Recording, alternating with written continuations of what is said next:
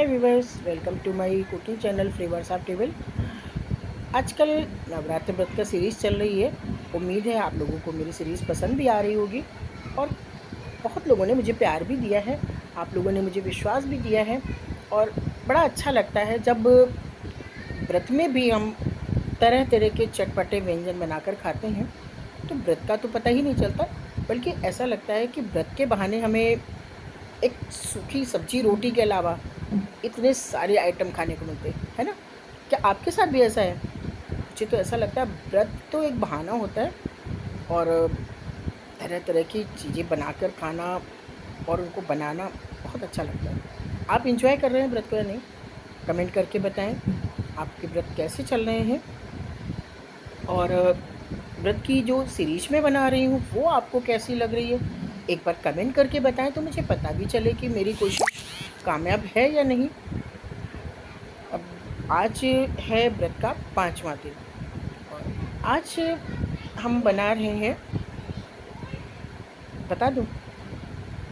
चलिए बताती हूँ। आज मैं बना रही हूँ चावल के फले, आलू भरे हुए चावल के फले, वो भी व्रत के। तो आइए चलते हैं, देखते हैं। बहुत ही डिलीशियस और बहुत ही हेल्दी और पेट तो ऐसे भरेगा कि जैसे आपने पूरा खाना खाया हो। तो आइए चलते हैं, बनाते हैं। इसके लिए मैं किचन में आ गई हूँ। एक ले लिया है बाउल और ले लेते हैं 1 कटोरी समक के चावल, जो व्रत में खाने वाले समक के चावल होते हैं। इन चावलों को हम ले लेते हैं। ये चावल इजीली मार्केट में अवेलेबल भी हो जाते हैं। और अब हमें 2 पानी से, मतलब लगभग 1 या 2 बार पानी से अच्छे से वॉश कर लेंगे, क्योंकि इन्हें मुझे सोक करना है, इसलिए वॉश कर लेंगे। अगर ड्राई पीस ना हो तो आप इसको बिना वॉश किए भी कपड़े से साफ करने के बाद,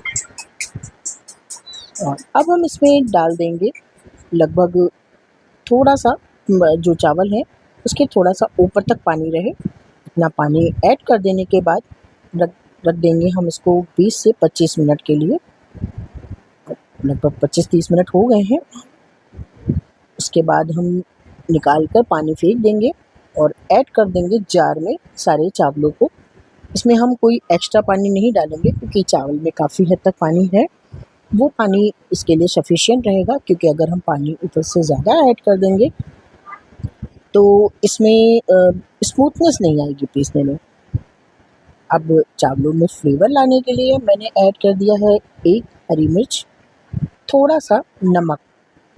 नमक बहुत आराम से डालेंगे, क्योंकि बहुत जल्दी ज़्यादा हो जाता है इसमें। देखिए बिल्कुल फाइन पेस्ट रेडी हो गया है। अब इसको हम वापस से निकाल लेते हैं एक बाउल में। देखिए पानी नहीं डाला था, फिर भी कितना पतला सा पेस्ट तैयार हुआ है। और हम इसको रखते हैं साइड में। तैयार कर लेते हैं अपनी बढ़िया सी स्टफिंग। अब व्रत का सामान बनाना है तो व्रत में कोई मसाले तो यूज़ करते नहीं हैं, तो हम इन्हीं व्रत के सामान से बढ़िया सी स्टफिंग तैयार करेंगे। इसके लिए मैंने ले लिए हैं कुछ आलू उबले हुए, और जैसे कि मेरे पास बहुत छोटे छोटे से थी तो मैंने ले लिए हैं 7-8 आलू, लेकिन अगर आपके पास बड़े हों तो 2 आलू ही काफ़ी रहेंगे। और एक टिप्स और है दोस्तों, अगर आप कहीं पर फिलिंग के लिए आलू यूज़ कर रहे हैं तो उसको हम अगर कद्दूकस करते हैं तो ये फैलते नहीं हैं, पानी से बहते नहीं हैं। लेकिन अगर हम इनको मैश करते हैं तो ये फैलने के चांसेस ज़्यादा रहते हैं। और उसके बाद हम इसमें ऐड कर देंगे कटा हुआ धनिया की पत्ती और कटी हुई हरी मिर्च, थोड़ा सा नमक स्वाद अनुसार, और जो व्रत के लिए जीरा हींग का पाउडर बनाकर रखा है वो जीरा हींग का पाउडर, और आधा चम्मच डाल देंगे इसमें हम काली मिर्च का पाउडर। अब इससे ज़्यादा मसाले तो व्रत में यूज़ नहीं होते। हाँ, अगर आप अदरक खाते हैं तो यहाँ पर अदरक कद्दूकस ज़रूर कर सकते हैं, बहुत अच्छा लगता है। और अगर लाल मिर्च आप यूज़ करते हैं तो आप लाल मिर्च का पाउडर भी डाल सकते हैं। मैं दोनों चीज़ नहीं यूज़ करती हूँ व्रत में, तो मैंने छोड़ दिए हैं। और इनको बढ़िया सा कर लेते हैं मिक्स। ये हमारी बहुत ही बढ़िया चटपटी स्टफिंग रेडी हुई है, जबकि कोई मसाले नहीं पड़े हैं। बिना मसालों के बिल्कुल सात्विक तरीके से यानी व्रत की सामानों से बहुत बढ़िया से स्टफिंग रेडी हो गई है। अब ये तैयार स्टफिंग को एक साइड में रख देते हैं और गैस पे रख देते हैं एक पैन। पैन अगर नॉन स्टिक हो तो बहुत अच्छी बात है, अगर नॉन स्टिक ना हो तो कम से कम भारी तले का कोई बर्तन हो। और जो चावल समक के चावल पीस के रखे थे वो पेस्ट हम पूरा का पूरा पोर कर देते हैं इस पैन में। और गैस की फ्लेम को ध्यान से मीडियम रखेंगे, लो टू मीडियम, नहीं तो फिर आप इसको संभाल नहीं पाएंगे। और अब डालने के बाद हम लगातार इसको चलाते रहेंगे। अगर 1 सेकंड की भी देरी हुई तो इसमें लम्स पड़ जाएंगे, यानी सावधानी हटी और दुर्घटना घटी। क्योंकि समक के चावल हैं बहुत जल्दी ड्राई हो जाते हैं। नॉर्मल चावल भी बहुत जल्दी ठीक हो जाते हैं, लेकिन समक के चावल थोड़ा ज़्यादा जल्दी ड्राई होते हैं। इसलिए बहुत ध्यान से इसको कंटिन्यू चलाते ही रहेंगे। इसे लगातार इसको हिलाते हुए चलाते हुए पकाएंगे। बहुत टाइम नहीं लेता है, फटाफट ये ठीक हो जाएगा। और अगर चलाना छोड़ देंगे तो इसमें लम्स बन जाएंगे जो कि फिर बाद में स्मूथ नहीं हो पाते हैं। इसलिए देखिए बहुत ही अच्छे से ठीक हो गया है, एकदम पैन को छोड़ने लगा है। और बस इसी स्टेज में चलाना नहीं छोड़ेंगे, कंटिन्यू चलाते हुए इसको हम एक बढ़िया सा डो फॉर्म में ले आएंगे। देखिए बिल्कुल डो फॉर्म में आ गया है। एक बार और चलाकर सारा कुछ इकट्ठा कर लेते हैं इस तरीके से। अब गैस की फ्लेम को कर देंगे ऑफ। और अब हम इस पैन को ढक्कन से अच्छे से ढक देंगे। अगर नहीं ढकेंगे तो ये चावल का पेस्ट जो है ड्राई हो जाएगा, इसलिए इसको ढकना बहुत ज़रूरी है। और ढकने के बाद लगभग 10 मिनट बाद इसको हम खोल कर चेक कर लेते हैं, अच्छे से तैयार हो गया है। इसमें 2 चम्मच डाल देते हैं देसी घी। और बहुत गर्म है, अगर आप हाथ लगा सकते हैं तब तो आप हाथ लगाएं। मैंने तो इसको कलछी से ही, स्पैचुला से ही बढ़िया सा मसल कर स्मूथ कर लिया है। इस तरीके से पैन में ही हम जो लकड़ी की हमारी सपाटी है उससे बराबर कंटिन्यू मसलते हुए पीट कर एक बढ़िया सा स्मूथ डो तैयार करें। इसमें स्मूथनेस लानी बहुत ज़रूरी है, क्योंकि समक के चावल में कोई चिकनापन नहीं होता है, बहुत ड्राई होते हैं। इसलिए ध्यान से इसको बिल्कुल स्मूथ कर लेना है। देखिए एकदम बढ़िया सा डो तैयार हो गया है। अब इस डो को हम ट्रांसफ़र कर लेंगे एक कैसरोल में। अब आप कहेंगे कि डो को कैसरोल में क्यों? जी हाँ, इसको अभी हमें ढकना है, क्योंकि अगर हम इसे खुला छोड़ देंगे तो ये बहुत ड्राई हो जाएगा और फिर इसे आप मनचाहा शेप नहीं दे सकते हैं। चावल को हम जो चावल का डो तैयार किया है उसको साइड में रख देते हैं। और अब हम चढ़ा देते हैं गैस पर एक स्टीमर। आपके पास अगर स्टीमर ना हो तो आप कढ़ाई में पानी रख के चढ़ाएंगे और स्टैंड रखकर उसके ऊपर प्लेट, मैंने स्टीमर का ऊपर का पोर्शन ग्रीस किया है, आप प्लेट को ग्रीस कर लें। और स्टीमर को हम फ्री हीट होने देंगे, गर्म होने देंगे। तब तक ले लेते हैं एक पॉलीथीन शीट, सभी के घरों में मोस्टली मिल जाती है। अगर आपके पास पॉलीथीन शीट ना हो तो यहाँ पर आप ले सकते हैं बटर पेपर। और अगर बटर पेपर भी ना हो तो आप किसी भी स्टील की स्मूथ प्लेट पर अच्छे से चिकना लगाकर उस पर बना सकते हैं। पॉलीथीन शीट पर भी थोड़ा सा घी लगा देते हैं और उसमें जो 2 से 1 लोई ली है, लगभग नींबू के साइज़ की, और उसको बढ़िया सा हाथों से चिकना कर लेंगे। और शीट के बीच में रखकर हाथों से इसको प्रेस करके एक छोटी सी पूरी टाइप की बनाएंगे। आप या तो किसी सपाट कटोरी से भी इसको फैला सकते हैं, जैसे आलू के पापड़ बनाए जाते हैं। इसी तरीके से एक दूसरा तरीका भी है, वो भी मैं आपको बताऊंगी, आप आगे देखते रहें। देखिए इस तरीके से तैयार हो गई है। और बिल्कुल ही आराम से ऊपर की जो पॉलीथीन की परत है वो हटा देंगे। देखिए बहुत पतली भी शीट में जो पूरी बेली है, बहुत पतली भी नहीं है और बहुत मोटी भी नहीं है। अब इसको हम कटोरी से बिल्कुल एकदम इक्वल शेप में काट लेते हैं ताकि इसका शेप अच्छा लगे। देखिए एकदम गोल शेप में आ गई है। इसको बड़े ही आराम से सावधानी से हाथ पे रखेंगे और जो आलू की स्टफिंग बनाई है उसको हम एक साइड में रखेंगे, पूरे में नहीं फैलाएंगे, एक साइड में रखेंगे और इस तरीके से इसको हम फोल्ड कर देंगे। आप देख रहे होंगे बढ़िया सा जैसे फली बनाए जाते हैं इस तरीके से हम इसको बढ़िया सा फोल्ड कर देंगे। देखिए लग रहा है ना अच्छा, कितना प्यारा लग रहा है एकदम, कोई कह सकता है ये व्रत का है। एक तो हमने वैसे बना लिया है जो कि कटोरी से प्रेस किया है। अब हम दूसरा तरीका बताते हैं।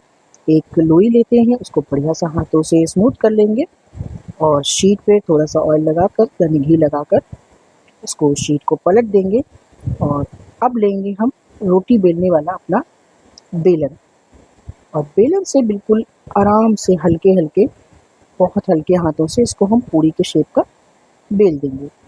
इससे बिल्कुल इक्वल मिलता है, कहीं मोटा कहीं पतला नहीं होता है और आसानी भी रहती है।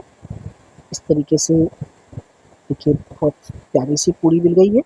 अब फिर वही तरीका, कटोरी से इसको बिल्कुल एकदम एक साइज का काट लेते हैं, इससे बिल्कुल गोल पूरी बन जाती है और एक ही साइज रहता है। देखिए कितनी प्यारी लग रही है। साइडें हटा देंगे और फिर से हम जो डो है उसको ढक देंगे। डो को ढकना ज़रूरी है, नहीं तो ये बिल्कुल ड्राई हो जाएगा। इसमें भर लेते हैं बढ़िया सी आलू की स्टफिंग और इसको भी कर देंगे इस तरीके से बहुत सावधानी से। देखिए मेरा टूटने लगा था, ये देखिए रख कर दिया है कवर।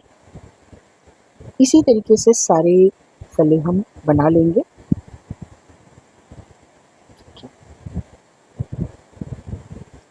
थोड़ी सी सावधानी ज़रूरत होती है ताकि बहुत आराम से बन जाते हैं। अब हमने सारे फले बना लिए हैं, फिर स्टीमर में इनको हम लगा देते हैं और स्टीम होने देंगे लगभग 25 से 30 मिनट तक। 30 मिनट हो गए हैं, अब हम चेक करते हैं। देखिए बिल्कुल पक चुके हैं, नाइफ टेस्ट किया है, नाइफ में कुछ भी लग के नहीं आया है। अब हम इनको निकाल लेते हैं अलग प्लेट में, स्टीमर से बाहर निकाल लेंगे। बहुत ज़्यादा ओवर कुक नहीं करेंगे, नहीं तो ये चिव हो जाएंगे। सॉफ्ट रखने हैं इसलिए बस टाइमली ही इनको बाहर निकाल लेंगे। अब आप चाहें तो इनको इसी तरीके से एंजॉय कर सकते हैं चटनी के साथ, लेकिन मैं ठहरी थोड़ी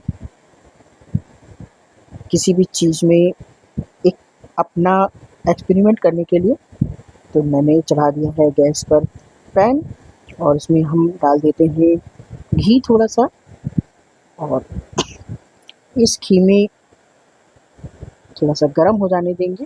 और उसके बाद अब व्रत है, व्रत में राई तो नहीं खाई जाती है लेकिन हम डालेंगे यहाँ पर जीरा, थोड़ा सा जीरा डाल देंगे और चारों तरफ इसको बढ़िया सा फैला देंगे। इसके बाद हम डालेंगे करी पत्ता। जो करी पत्ता है उसको 20 से 2-3 हिस्सों में काट देंगे ताकि एकदम बड़ी बड़ी ना आए और पूरे पैन में फैला देंगे। इस तरीके से पूरी कलछी से जो तड़का बनाया है पूरे पैन में फैला देंगे। ये देखिए इस तरीके से पूरे पैन में सारा तड़का फैल गया है। अब जो फले बनाकर रखे हैं, जो समक के चावल के व्रत के फले बनाए हैं, इन फलों को हम एक एक करके इस तड़के के ऊपर सेट कर देंगे। देखिए इस तरीके से।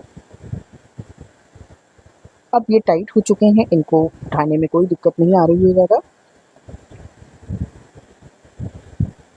इस तरीके से सारे फलों को सेट कर दिया है और अलग पलट कर इनको हल्का सा गोल्डन कलर आने तक कुक कर लेंगे। सॉरी कुक नहीं, इनको फ्राई कर लेंगे ताकि एक बढ़िया सी क्रिस्पी परत बन जाए जो कि खाने में बहुत मज़ेदार लगती है। आप लोग क्या इस तरीके की रेसिपी पहले कभी बनाई है आपने, और अगर बनाई है तो कैसे बनाई है? और आप लोग मेरा वीडियो कहाँ कहाँ से देख रहे हैं ये भी बताएं। और अगर मेरी रेसिपी पसंद आ रही है तो एक लाइक करें और अगर नहीं पसंद आ रही है तो डिसलाइक भी कर दें। इस तरीके से देखिए सारे फलों को मैंने पलट दिया है, एक साइड को फ्राई हो गए हैं, अब दूसरी साइड भी ये फ्राई होंगे। इनको बीच बीच में हिलाते जाएंगे, नहीं तो ये एक ही जगह पे फ्राई होंगे, फिर कहीं पे नहीं होंगे, कहीं पे होंगे। इस तरीके से अलट पलट कर इनको हम बढ़िया सी क्रिस्पी परत बनने तक फ्राई करेंगे। गैस की फ्लेम को हाई नहीं करेंगे, बिल्कुल लो टू मीडियम ही रहेगी ताकि जले ना, बस एक बढ़िया सा कलर आ जाए ऊपर। इस तरीके से देखिए सारे बहुत अच्छे से फ्राई हो गए हैं।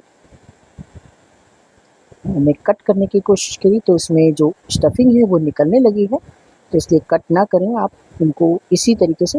अगर आपको कट करना है तो फ्राई करने से पहले कट करके तब फ्राई करें। अब बारी आती है सर्व करने की। ले लेते हैं एक प्लेट और उसमें हम लगाएंगे अपने बढ़िया से करारे हेल्दी व्रत के फल।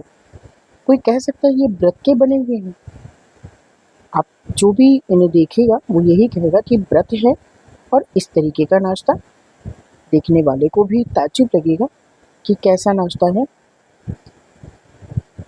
ये देखिए सारे फलों को हमने प्लेट में लगा लिया है, और अब जो पैन में फ्राई की हुई करी पत्ता बचता है उसको भी ऊपर से बढ़िया सा गार्निश कर देंगे।